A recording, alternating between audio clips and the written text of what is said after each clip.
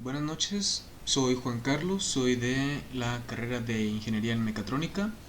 Hoy estamos aquí para hablar de la evidencia 3 de Fundamentos de Sistemas Mecánicos, a la fecha de 14 de mayo de 2020.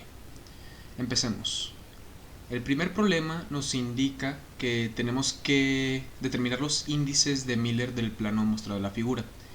Este plano en especial creo que tiene algún error porque su eje de origen debería estar a la inversa para poder encontrar un punto como tal, un índice de Miller. Entonces básicamente lo que hice es que según el plano tal cual me lo dio, pude calcular que básicamente el 0 hacia la mitad del punto, que sería como 0.1, 0. No, 0.001, lo puse como 0.1.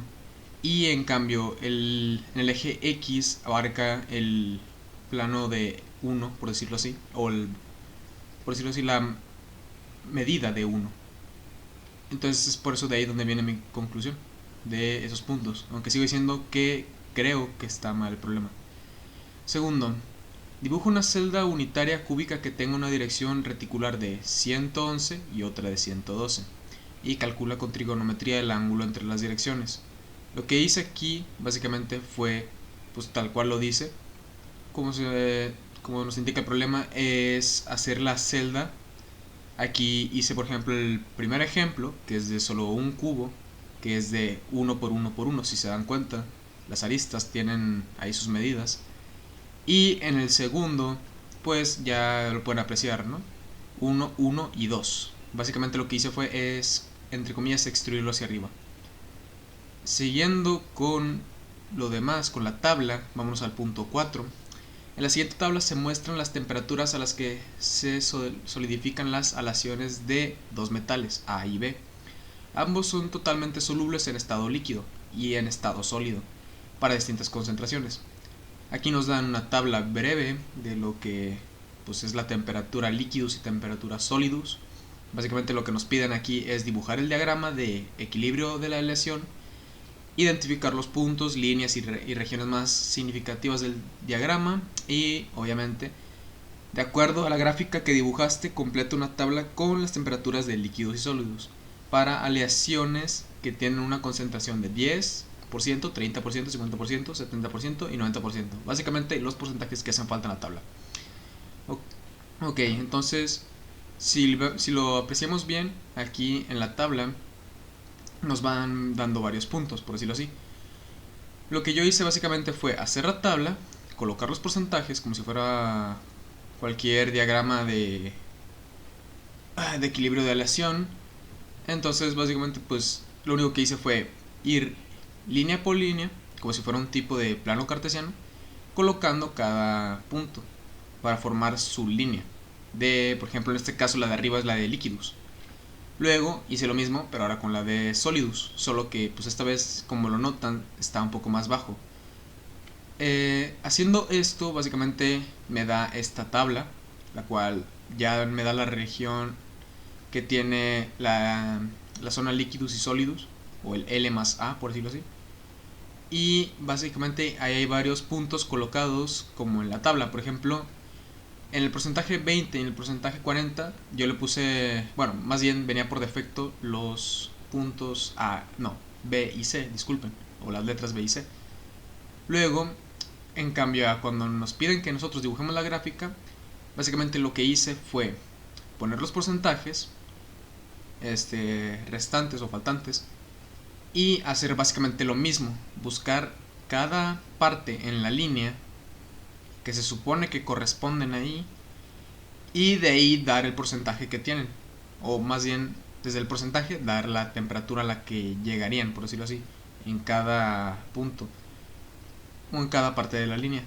Básicamente en el Liquidus hice lo mismo, nada más que ahora acomodé diferentes puntos, ya les cambié los nombres para que se vean más, por decirlo así, más notorios. Y en la temperatura Solidus más de lo mismo.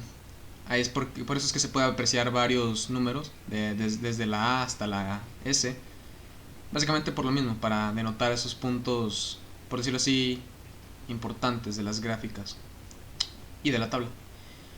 Creo que con el punto 4 estamos bien. Vamos a con el 8.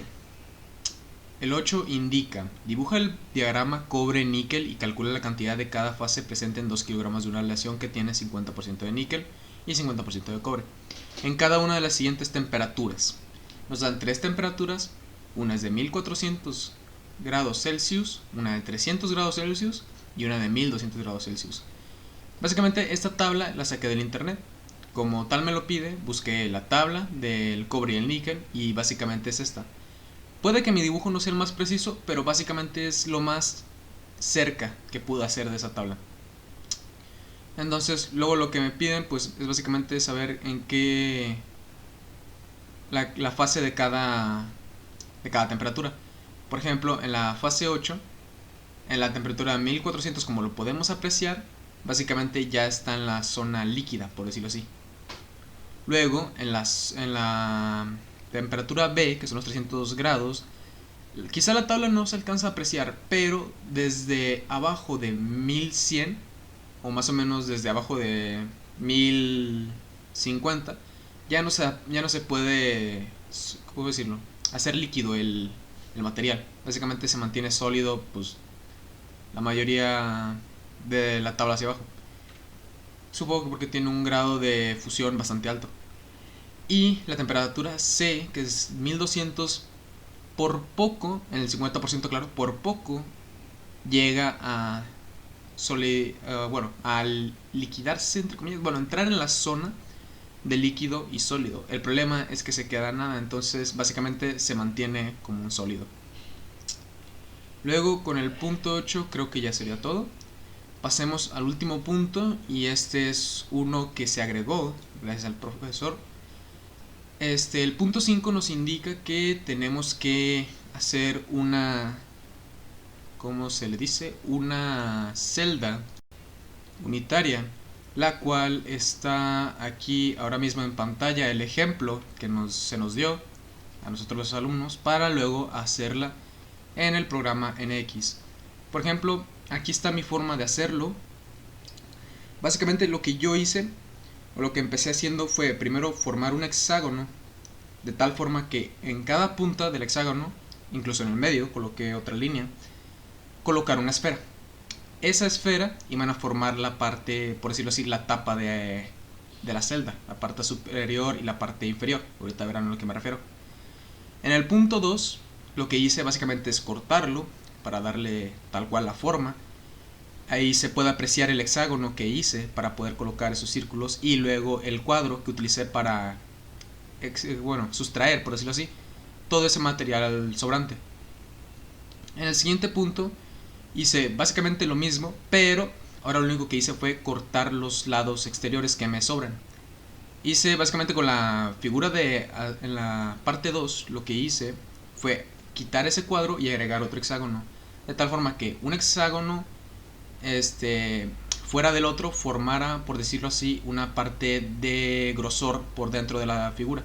Entonces esa figura básicamente lo que hice fue cortarla, de tal forma que quitara todos esos pedazos sobrantes de ahí. Luego básicamente lo único que hice fue tomar otra pieza, una bola, una pelota, y partirla según la necesidad del plano. Creo que fueron en total 7 milímetros, si mal no recuerdo, lo que tuve que cortar, ya que la pieza, cada círculo que se apreció en el primer ejemplo fueron de un radio de 25, este fue de 30. Entonces, para más o menos hacer equivalente su sobresaliente como en la figura, tuve que cortar aproximadamente 7 milímetros o 6.5 milímetros. Y ya por último, en la última pieza, o la última parte mejor dicho, lo que hice fue hacer un ensamble, básicamente copiando y pegando varias veces las piezas. Por ejemplo, las que se requieren para la pelota fueron en especial 3, y para las tapas fueron 2. Entonces lo único que hice fue hacer un ensamble, colocar todas las piezas necesarias y básicamente solo juntarlas para que tomaran la forma de la celda unitaria hexagonal. Entonces supongo que eso sería todo. Gracias por estar aquí. Esta es mi evidencia 3 de fundamentos de sistemas mecánicos. Muchas gracias por estar aquí y nos vemos en la próxima. Adiós.